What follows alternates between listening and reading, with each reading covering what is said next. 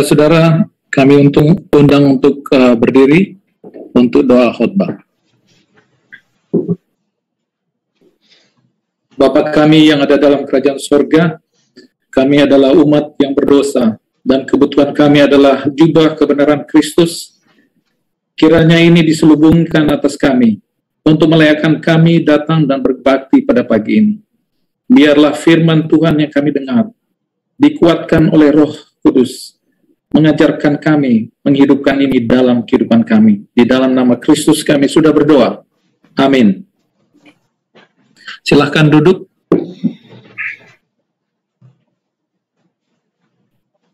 Selamat pagi, saudara-saudara sekalian, selamat Sabat.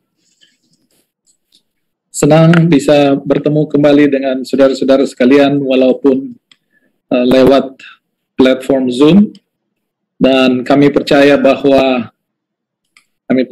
adalah berkat Tuhan saja kita semua bisa bertemu di Sabat ini dengan kesehatan yang prima. Kami percaya bahwa Tuhan terlibat dalam hidup kita semua. Tidak ada yang kebetulan, segala sesuatu berjalan sesuai dengan kehendaknya. Pada pagi ini saya ingin menyampaikan selamat Sabat kepada keluarga saya di sana, keluarga Pak Mulyono, keluarga besarnya. Saya lihat di sini ada Andy dan Michi, ya, dan keluarga besar lainnya. Dan kesempatan ini saya juga ingin mengucapkan terima kasih kepada pendeta bersama dengan tua-tua jemaat yang sudah mengundang saya untuk menyalurkan, membagikan firman Tuhan pagi ini. Baiklah, pagi ini saya ingin berbicara tentang apa wawasan hidup kita, apa pandangan hidup kita. Saya lihat di acara khotbah yang lalu, ada banyak anak-anak muda di gereja Mount Moriah. Dan ini sangat penting untuk kita, orang-orang muda, untuk menyadari apa sebenarnya tujuan hidup kita, tugas hidup kita di dunia ini, dan pengertian kita tentang apa yang kita miliki. Dan ini semua ditentukan oleh wawasan tentang hidup atau pandangan hidup yang kita pegang. Dan saya ingin kita berbicara tentang ini, semoga ini bisa dengan kuasa Roh Suci mengingatkan kita tentang apa wawasan hidup kita dan menguatkan, membentuk wawasan hidup di antara orang-orang muda. Ayat tema yang sudah dibacakan tadi itu adalah Efesus 2 ayat 10. Karena kita ini adalah buatan Allah, diciptakan di dalam Kristus Yesus untuk melakukan pekerjaan yang baik yang sudah dipersiapkan Allah sebelumnya, dan Ia mau supaya kita hidup di dalamnya. Dan di dalam Matius 28 ayat 18-20, ini adalah ayat yang kita pegang sebagai amanat agung dari Kristus untuk kita pengikut-pengikutnya. Yesus berkata, "Kepadaku telah diberikan segala kuasa di sorga dan di bumi. Dan karena itu, pergilah, jadikanlah semua bangsa muridku, dan baptiskan mereka di dalam nama Bapa, Anak, dan Roh Kudus, dan ajarlah mereka melakukan segala sesuatu yang telah kuperintahkan kepadamu. Dan Kristus berjanji, ketahuilah, aku akan menyertai engkau senantiasa sampai kepada akhir zaman." Luar biasa suatu tugas yang diberikan kepada kita, umat-umat yang beriman dan menerima Kristus, untuk pergi, ya, untuk menjadikan murid dan membaptiskan mereka, kemudian mengajarkan. Saudara-saudara, kemajuan pekerjaan gereja Advent luar biasa besar. Saya belum sempat mengupdate statistik ini, tetapi sampai tahun lalu, gereja Advent sudah berada di 212 negara dari 235 negara di dunia. Di tahun 1883 pada saat kita baru mulai, gereja Advent ada di 12 negara saja. Tetapi sampai tahun 2019, kita sudah berada di 212 negara. Kita bekerja dengan menggunakan 516 bahasa. Satu kemajuan yang luar biasa, kita berusaha menjangkau berbagai orang dari berbagai latar belakang, berbagai suku, dengan menggunakan bahasa mereka, 516 bahasa di dunia. Dalam dunia pendidikan, kita mempunyai 9.489 sekolah-sekolah. 118 institusi pendidikan tinggi, 37 adalah center of training, jadi pusat-pusat pelatihan untuk pengerja kita. Kita mempunyai 2.713 sekolah-sekolah menengah dan 6.621 sekolah-sekolah dasar. Oleh karena kita menyadari bahwa pekerjaan penginjilan itu paling efektif dimulaikan pada waktu orang-orang masih muda untuk menanamkan bibit-bibit kebenaran di antara mereka. Di dunia makanan dan kesehatan, kita mempunyai 23 industri makanan, pabrik-pabrik makanan sehat. Kita punya 227 rumah sakit dan sanitarium. Ada 133 rumah-rumah jompo, nursing homes, and retirement center. Kita punya 673 klinik dan 15 rumah-rumah yatim piatu. Dari berbagai fasilitas ini, fasilitas-fasilitas kesehatan, kita mengakomodasi, melayani 1,5 juta pasien inap, dan kita melayani 20 juta pasien jalan. Satu pekerjaan yang luar biasa. Ada banyak jiwa yang tidak bisa dijangkau dengan pekerjaan, dengan mode penginjilan tradisional seperti evangelistic, meetings, dan lain sebagainya, tetapi bisa dijangkau melalui pekerjaan kesehatan. Dari segi media, kita punya 16 media center, ya, broadcasting yang menyiarkan dengan menggunakan 306 bahasa. Kita punya 60 rumah-rumah percetakan, ya, yang mencetak di dalam 311 bahasa. Luar biasa. ADRA adalah kepanjangan tangan dari sisi kemanusiaan Gereja Advent, berada di lebih dari 118 negara. Mendanai 1.180 proyek ini per tahun 2019. Dan menyentuh hampir 14 juta jiwa. Saudara-saudara, Gereja Advent bekerja luar biasa, menggunakan berbagai channel, berbagai cara, untuk bisa membawakan Injil kebenaran kepada banyak orang, agar supaya pekerjaan ini maju terus, dan lebih banyak orang bisa diselamatkan. Saudara-saudara, apa implikasi, apa efek dari berbagai kemajuan pekerjaan yang sudah kita lihat tadi? Dari segi jumlah jemaat baru, secara global, ternyata pembukaan jemaat baru itu mengalami penurunan secara terus-menerus. Di tahun 2018, setiap jam gereja kita membuka 3.227 jemaat baru. Tetapi di tahun 2020 turun menjadi 1.190. Ada tren penurunan secara konsisten pembukaan jemaat-jemaat baru. Pembukaan jemaat per jam di tahun 2018 untuk West Indonesia Union Mission, Uni Barat, setiap jam kita bisa membuka 8 jemaat baru. Tetapi 2019-2020 justru kita kehilangan jemaat. Kita kehilangan 9 jemaat di 2019 dan kehilangan 6 jemaat di 2020. Dan dari 5 tahun terakhir, dalam 5 tahun terakhir sejak 2016, 4 tahun kita kehilangan jemaat. Kita mengalami penurunan dalam jumlah jemaat di Uni Indonesia Barat. Ini adalah statistik tentang jumlah jam yang dibutuhkan untuk mendapatkan satu jemaat baru. Ya, di tahun 2018 dibutuhkan sekitar 2,75 jam untuk bisa establish satu gereja, satu jemaat, bukan gereja. Di tahun 2020 dibutuhkan 7,45 jam. Jadi semakin lama dibutuhkan untuk membentuk satu jemaat baru. Ya, untuk membentuk satu jemaat baru semakin susah. Dibutuhkan semakin banyak jam, semakin banyak tenaga untuk bekerja. Ini untuk West Indonesia Union Mission, oleh karena kita mengalami kehilangan jemaat. Jadi di tahun 2020, setiap 1.477 jam, kita kehilangan satu jemaat. Dan ini penurunan yang luar biasa dalam establishment jemaat di gereja kita. Dan termasuk di Uni Indonesia Barat. Pemenangan jiwa per jam. Bagaimana dengan pemenangan jiwa? Ya. Di tahun 2018, secara global, per jam kita bisa memenangkan 156 jiwa. Di tahun 2020, turun hampir setengah. Dalam 1 jam kita hanya bisa memenangkan 90 jiwa. Di Indonesia Barat, trennya ya konsisten. Di tahun 2018 tidak sampai setengah. Jadi per jam setengah jiwa. Jadi dengan kata lain dibutuhkan 2 jam untuk memenangkan 1 jiwa. Ya, di tahun 2020 trennya mirip sama. Bagaimana dengan pemenangan jiwa per jemaat? Ini adalah ukuran sebagaimana efektif kita sebagai jemaat dalam pemenangan jiwa. Ya, how effective are we as a congregation in winning souls, gitu ya? Seberapa efektif kita sebagai jemaat memenangkan jiwa. Di tahun 2018 secara global gereja setiap jemaat bisa memenangkan 8,56 jiwa.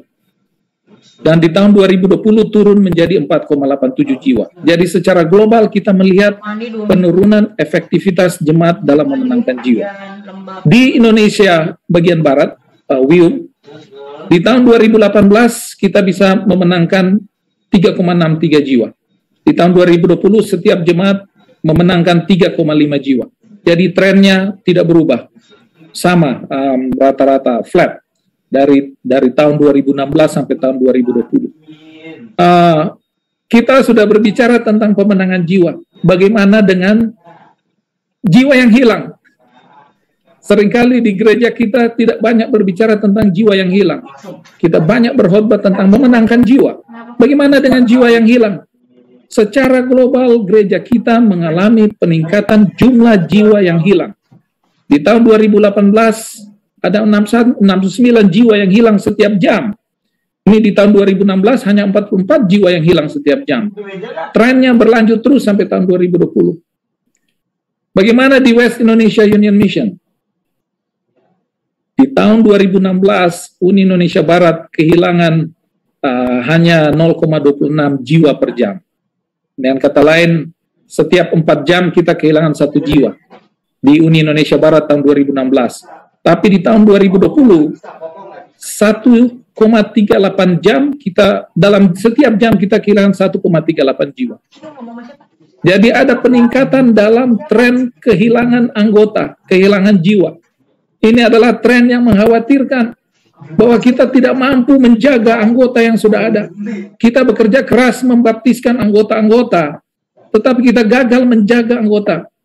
Oleh karena terjadi kehilangan 1,38 anggota setiap jamnya di tahun 2020. Tren yang terus-menerus meningkat mengkhawatirkan. Ini adalah jiwa yang hilang per jemaat. Anda lihat secara global gereja kita mengalami peningkatan jumlah jiwa yang hilang per jemaat. Ini adalah ukuran efektivitas jemaat dalam menjaga anggotanya. Tetapi Uni Indonesia Barat terus-menerus mengalami peningkatan yang tajam dalam jumlah anggota yang hilang per jemaat. Ya, di tahun 2018 setiap jemaat kehilangan 2,39 anggota. Di tahun 2020 kehilangan 10,34 anggota per jemaat. Tren yang sangat mengkhawatirkan bahwa efektivitas kita sebagai gereja itu rendah dalam menjaga anggota-anggota yang sudah ada. Ini menjadi satu tantangan yang luar biasa besar untuk kita. Bagaimana kita bisa secara efektif menginjil, memenangkan jiwa, tetapi juga menjaga jiwa-jiwa yang sudah ada. Net jiwa, net ini adalah jiwa yang dimenangkan dikurangi dengan jiwa yang hilang. Dan terlihat secara global, neto jiwa yang dimenangkan, ini adalah jiwa yang dimenangkan dikurangi dengan yang hilang. Secara global, neto jiwa yang dimenangkan itu secara atau per jam itu mengalami penurunan. Di Indonesia Barat, luar biasa trennya, sangat tajam, sangat tajam. Kita kehilangan anggota. Di tahun 2019-2020 secara neto kita tidak memenangkan jiwa. Justru kita lebih banyak kehilangan jiwa per jam.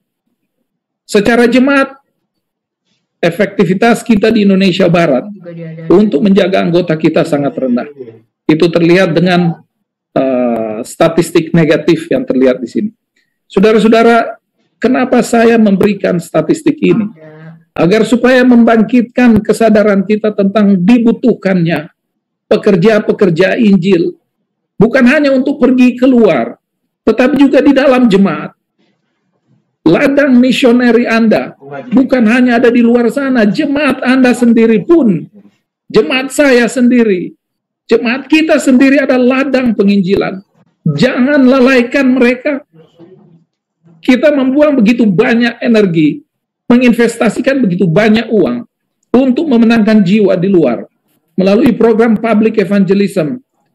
Tetapi kita melupakan anggota kita yang ada di dalam gereja. Begitu banyak anggota yang hilang. Berapa banyak yang harus kita keluarkan untuk memenangkan mereka lagi. Itu sebabnya saya membagikan statistik ini untuk menyadarkan kita tentang problema, tantangan yang kita hadapi sebagai jemaat. Saudara-saudara, J.N. Andrews adalah misioneri pertama gereja Advent yang dikirimkan untuk pergi ke Switzerland.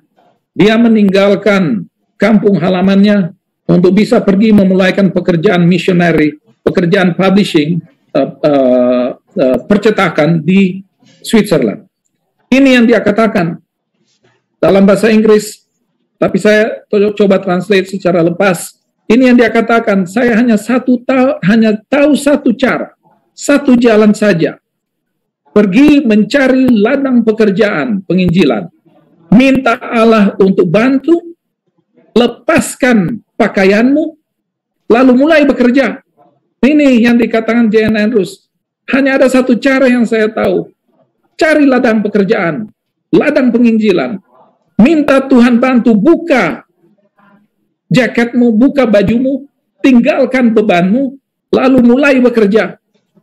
Katanya, individu-individu yang membuang waktu, memperhitungkan, merencanakan tanpa melakukan pekerjaan, tanpa bekerja, tidak banyak membantu dunia ini yang sangat membutuhkan Injil tersebut.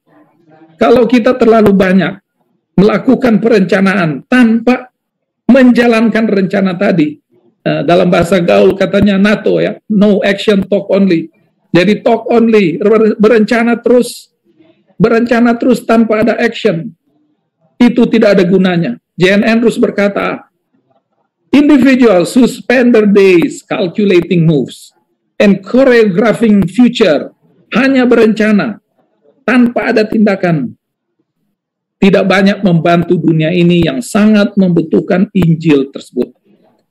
Saudara-saudara, pandangan hidup atau wawasan hidup, atau dalam bahasa Inggris, worldview, ini adalah kerangka berpikir kita yang membantu kita dalam menginterpretasi berbagai hal di dunia ini. Pandangan hidup kita ini akan mempengaruhi nilai yang kita pegang. Ini akan mempengaruhi opini-opini kita. Ini akan mempengaruhi aspirasi kita. Apa pandangan hidup Anda? Seharusnya kita sebagai umat Kristen memegang wawasan atau pandangan hidup Kristen. Inilah wawasan hidup yang seharusnya kita pegang. Dan wawasan hidup ini akan kita bawa kemanapun kita pergi, apakah di tempat kerja, di antara teman-teman kita, di rumah. Kita tidak akan pernah berubah oleh karena wawasan hidup kita ini sama. Nilai yang kita pegang di rumah maupun di tempat kerja, atau di antara teman-teman kita, di lingkungan sosial akan sama. Opini yang kita pegang juga akan sama, aspirasi kita juga sama. Oleh karena wawasan hidup Kristen ini menjadi landasan segala sesuatu dalam hidup ini. Apakah wawasan hidup Anda dan saya? Orang-orang muda, Anda perlu membentuk wawasan hidup ini. Tanggung jawab gereja adalah membantu orang-orang muda dari masih anak-anak untuk mengembangkan wawasan hidup Kristen. Oleh karena wawasan hidup ini akan membantu mereka membentuk nilai-nilai Kristen, aspirasi Kristen, dan opini-opini Kristen. Gereja, orang tua, sekolah-sekolah kita perlu membantu orang-orang muda kita mengembangkan ini. Bagi Anda dan saya yang sudah lebih senior, kita perlu mengingat lagi apa wawasan hidup dan pandangan hidup Kristen kita.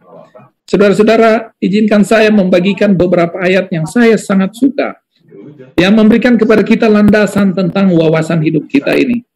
Roma 11 ayat 36 berkata, sebab segala sesuatu adalah dari Dia, dan oleh Dia, dan kepada Dia.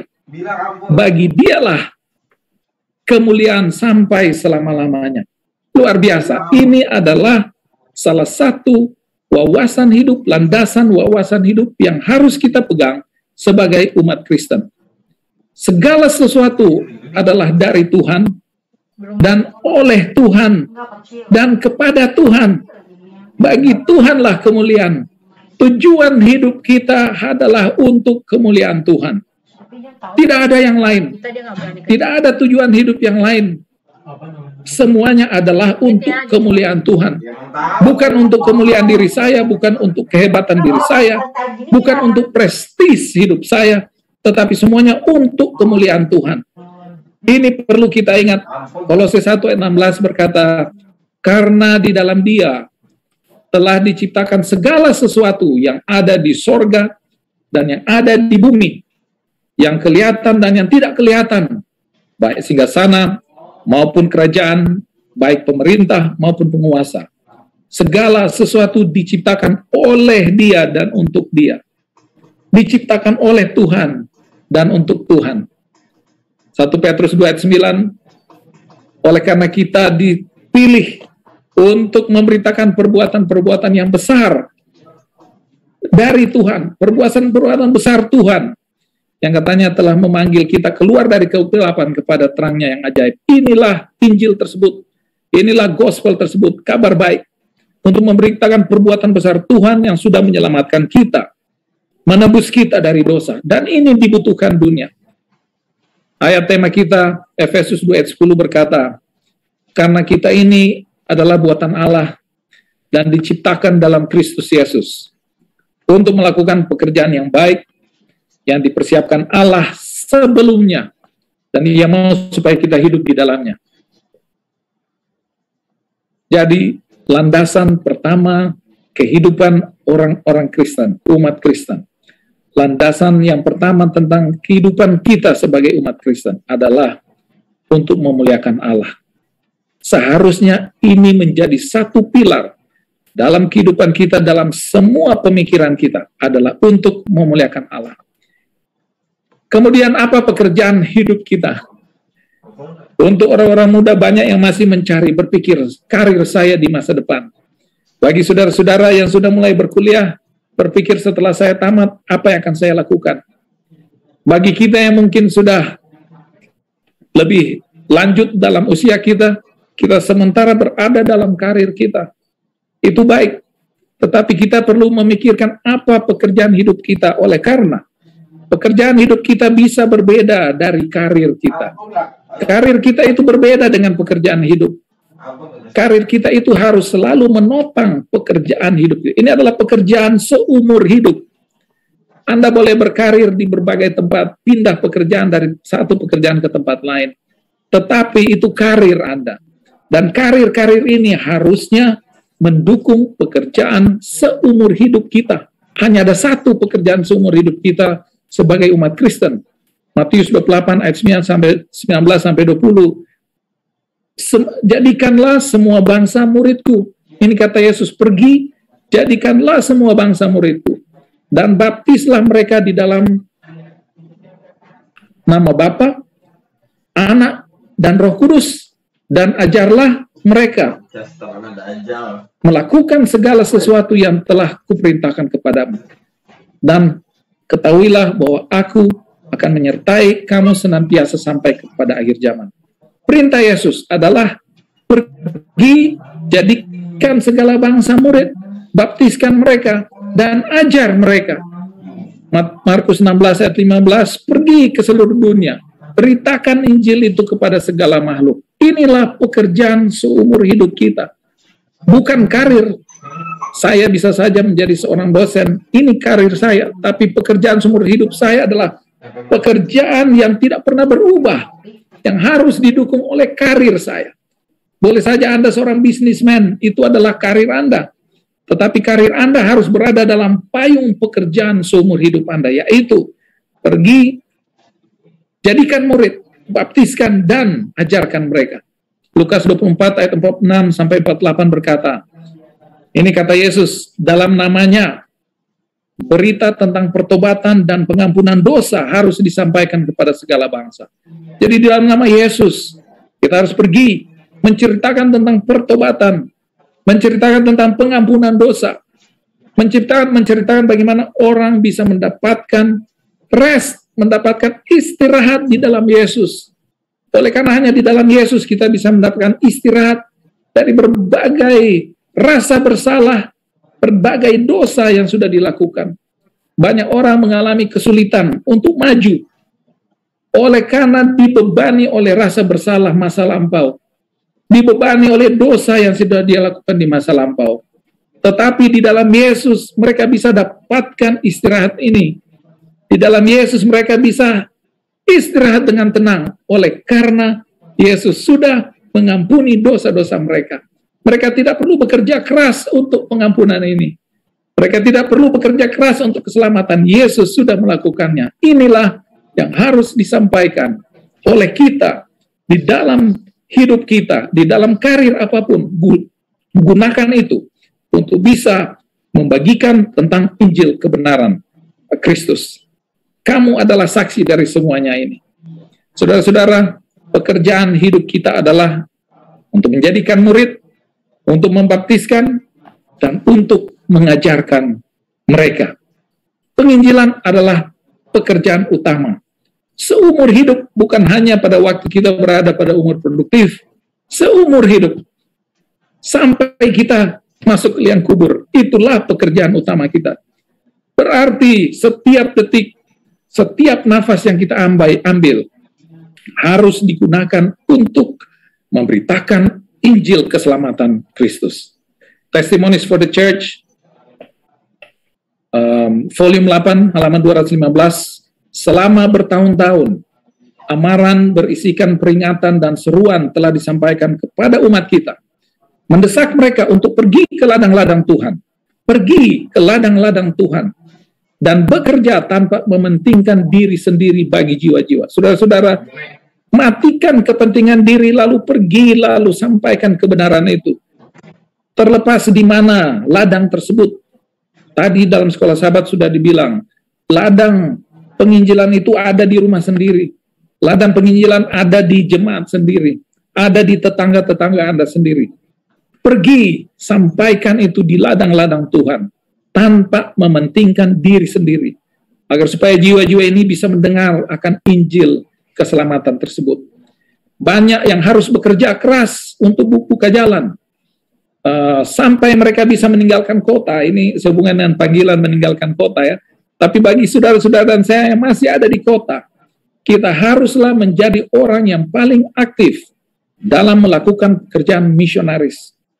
Kita harus menjadi orang yang paling aktif dalam menjalankan pekerjaan misionaris. Betapapun terbatasnya pengaruh saudara dan saya. Mungkin kita berkata, tetapi saya tidak bisa berkhotbah. Atau saya tidak bisa mengajar. Saudara-saudara, kita punya banyak talenta. Roma 12 ayat 6 sampai 7 berkata, macam-macam talenta dan karunia yang diberikan oleh sorga untuk kita. Apabila karunia kita adalah bernubuat, lakukanlah itu sesuai dengan iman. Apabila karunia itu melayani, baiklah kita melayani. Saudara-saudara, di gereja kita perlu lebih saling melayani. Perlu lebih saling melayani. Saya sudah pernah menjadi anggota di gereja besar dan menjadi anggota di gereja yang sangat kecil. Di gereja yang semakin besar, saya masuk lewat pintu, tidak ada yang bilang selamat sahabat, tidak ada yang bertanya, saudara apa kabar? Tidak. Saudara-saudara, kita harus lebih melayani. Semakin besar gereja kita, kita perlu mengatur secara sistematik bagaimana caranya supaya setiap orang yang masuk pintu gereja kita sapa, kita tanya bagaimana kehidupan mereka. Kita perlu melayani, menyentuh hidup pribadi mereka. Bagi mereka yang punya karunia untuk mengajar, baiklah kita mengajar. Mereka yang punya karunia menasihati, biarlah kita menasihati. Yang punya karunia untuk membagi-bagikan sesuatu, luar biasa. Bagi mereka yang punya karunia untuk sharing, biarlah dia melakukan dengan ikhlas. Saudara-saudara diberkati dengan banyak harta, diberkati dengan banyak berkat bukan untuk diri sendiri. Ingat, wawasan pertama tadi, prinsip pertama tadi adalah untuk memuliakan Tuhan. Apapun yang diberikan itu bukan untuk saya, tapi untuk kemuliaan Tuhan. Bagi kita yang punya talenta atau karunia, membagi-bagikan, sharing. Biarlah kita itu lakukan dengan ikhlas. Mereka yang punya karunia memimpin, biarlah mereka memimpin dengan rajin. Yang punya karunia kemurahan, wah, luar biasa. Yang punya karunia kemurahan, hendaklah ia melakukan dengan sukacita. Ada banyak anggota-anggota gereja kita yang menjadi kecewa karena kehilangan, tidak merasakan compassion, ya, tidak merasakan kasih di dalam gereja. Kita perlu merangkul anggota-anggota kita supaya mereka jangan hilang. Saudara-saudara, pilar ketiga, landasan ketiga yang ingin saya angkat, ini sehubungan dengan kepemilikan. Mazmur 24 ayat 1 berkata, Tuhanlah yang mempunyai bumi serta segala isinya, dan dunia serta yang diam di dalamnya. Tuhan yang memiliki segala sesuatu, tidak terkecuali nafas kita, tubuh kita ini adalah punya Tuhan, rumah yang saudara-saudara sementara diami sekarang adalah punya Tuhan, komputer yang sementara kita pakai sekarang adalah punya Tuhan. Tidak ada satupun yang milik kita, ini semua adalah milik Tuhan. Gelar yang saudara-saudara sementara kejar dalam pendidikan, itu punya Tuhan. Gelar yang saya miliki itu punya Tuhan, hanya dipercayakan untuk saya. Mazmur 50 ayat 10 dan 12 berkata, sebab punyakulah segala binatang hutan dan beribu-ribu hewan di gunung. Ini ditulis dalam konteks di mana orang-orang yang punya banyak hewan, itu adalah orang-orang kaya. Dalam konteks sekarang, mungkin kita tidak punya hewan lagi, tapi kita punya rumah, kita punya mobil, ya, kita punya tanah di mana-mana, kita punya pertanian, perkebunan di mana-mana. Semuanya itu adalah punya Tuhan. Punyakulah segala sesuatu. Jika aku lapar, tidak usah katakan kepadamu, sebab punyakulah dunia dan segala isinya. 1 Korintus 10 ayat 26, karena bumi serta segala isinya adalah milik Allah. Hagai 2 ayat 8 juga, kepunyaankulah perak dan kepunyaankulah emas, perak, emas, apalah, segala harta benda itu adalah punya Tuhan. Saudara-saudara, ini menuntun kita kepada konsep penata layanan. Bahwa apabila tujuan hidup kita ini adalah untuk memuliakan Allah, apabila pekerjaan hidup kita itu adalah untuk menginjil, dan apabila pengertian kita bahwa harta milik kita dan segala sesuatu yang ada di tangan kita ini adalah milik Allah, maka kita harus gunakan itu semua untuk penginjilan. Terutama harta, saudara-saudara, ini bisa menjadi jangkar yang menenggelamkan kita dalam dunia dosa. Harta, kita perlu menggunakan harta untuk kemuliaan Tuhan. 1 Korintus 10 ayat 31 berkata, jika engkau makan, atau jika engkau minum, atau jika engkau melakukan sesuatu yang lain, lakukan itu semuanya untuk kemuliaan Allah. Matius 5 ayat 16, hendaklah terangmu bercahaya di depan orang, supaya mereka melihat perbuatanmu yang baik dan memuliakan Bapamu yang di surga. Saudara-saudara, harta yang Anda miliki adalah alat untuk memuliakan Allah dan untuk penginjilan. Ya, saya ulangi lagi, harta yang Anda dan saya miliki ini hanya alat untuk memuliakan Allah dan penginjilan, bukan untuk diri sendiri. Jadi apabila kita merasa keberatan, apabila ada kebutuhan penginjilan, dan kita keberatan untuk memberikan, oleh karena nanti mengurangi saldo yang ada di bank, kita perlu berefleksi bahwa alat ini, uang yang ada, bukan sebenarnya untuk diri sendiri, bukan ditumpuk untuk diri sendiri, tetapi untuk kemuliaan Allah dan penginjilan. Kita perlu melepaskan ikatan kita terhadap uang dan harta. Banyak orang yang terikat oleh uang dan harta, sampai susah tidur. 1 Timotius 6 ayat 10 berkata, karena akar segala kejahatan ialah cinta akan uang. Sebab oleh memburu uang, beberapa orang menyimpang dari iman dan menyiksa diri dengan berbagai-bagai duka. Ya. Uang harus ditempatkan pada proporsinya yang benar. Ya, harta, uang ini bisa menjadi berkat bila kita tempatkan pada porsinya yang benar, yaitu sebagai alat untuk memuliakan Allah dan penginjilan. Apabila kita jadikan harta yang terutama, saudara-saudara susah tidur. Susah tidur karena takut pasar saham akan jatuh. Susah tidur karena takut bank di mana deposito Anda disimpan akan bangkrut.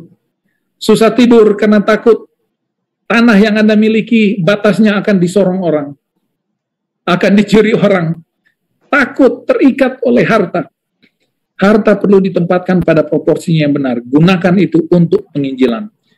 Mrs. White berkata di dalam Counsels on Stewardship, halaman 35, paragraf 1, tahun-tahun terakhir masa percobaan kini sedang berlalu untuk selamanya.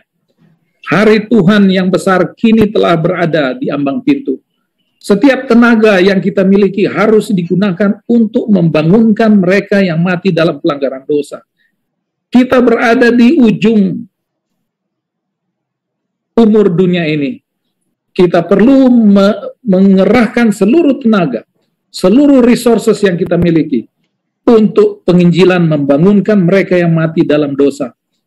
Ia memanggil orang-orang yang berdiri di bawah panji putra Immanuel yang berlumuran darah untuk membuktikan bahwa mereka menyadari ketergantungan mereka kepada Allah dan menyadari tanggung jawab mereka kepadanya.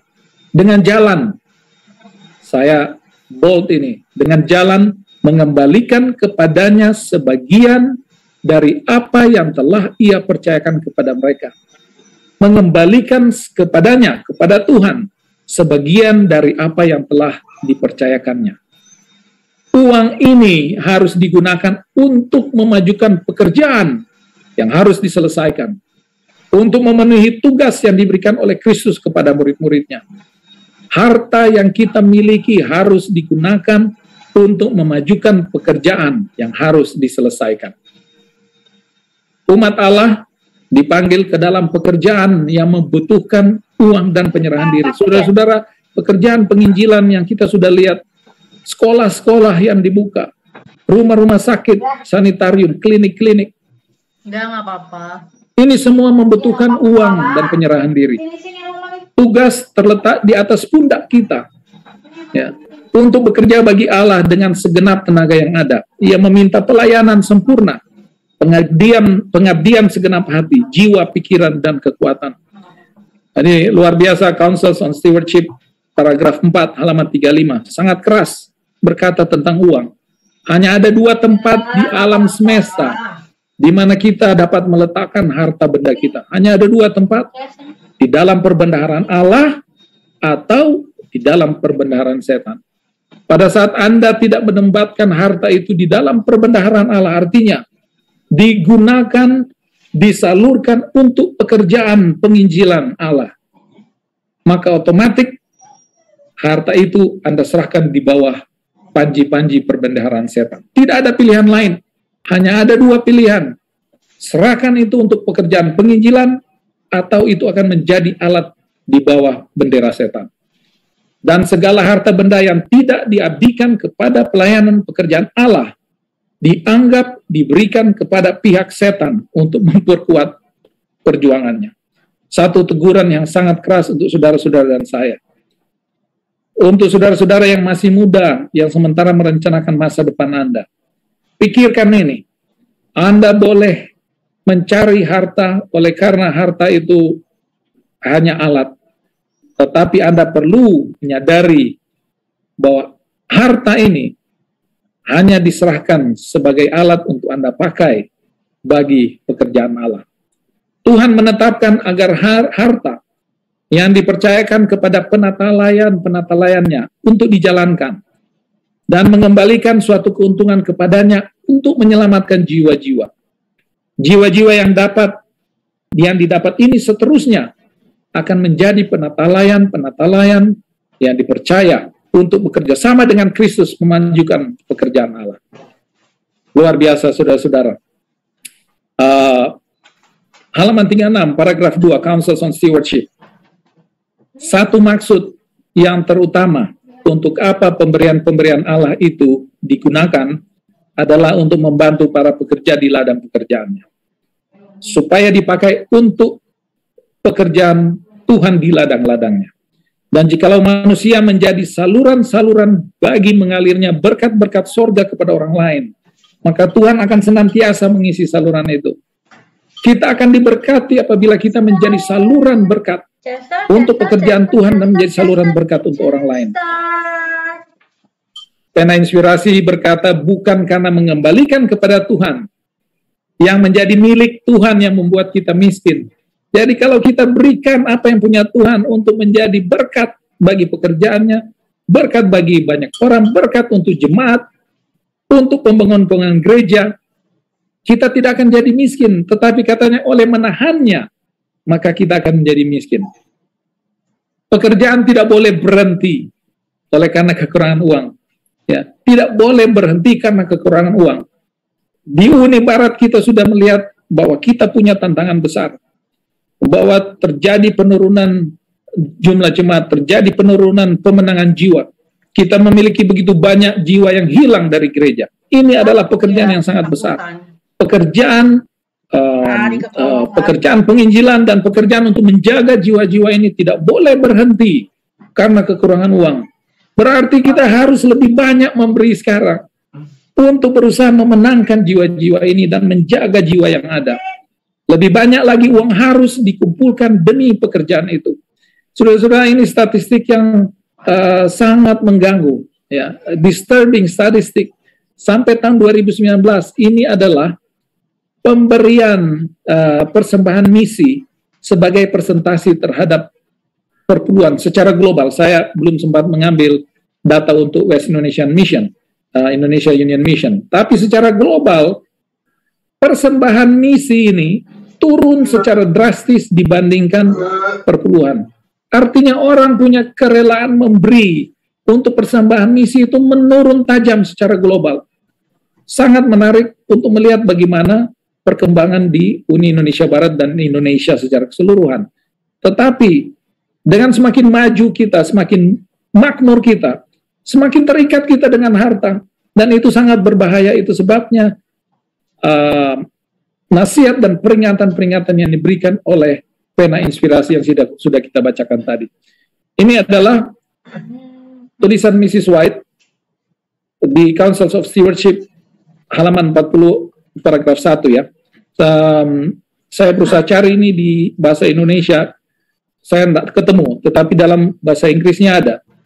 Tulisannya begini, Brethren in America, in the name of my master, ini tulisan Mrs. White ya. Inspirasi Tuhan melalui hamba Tuhan Mrs. White. In the name of my master, I bid you to wake up. Katanya bangun.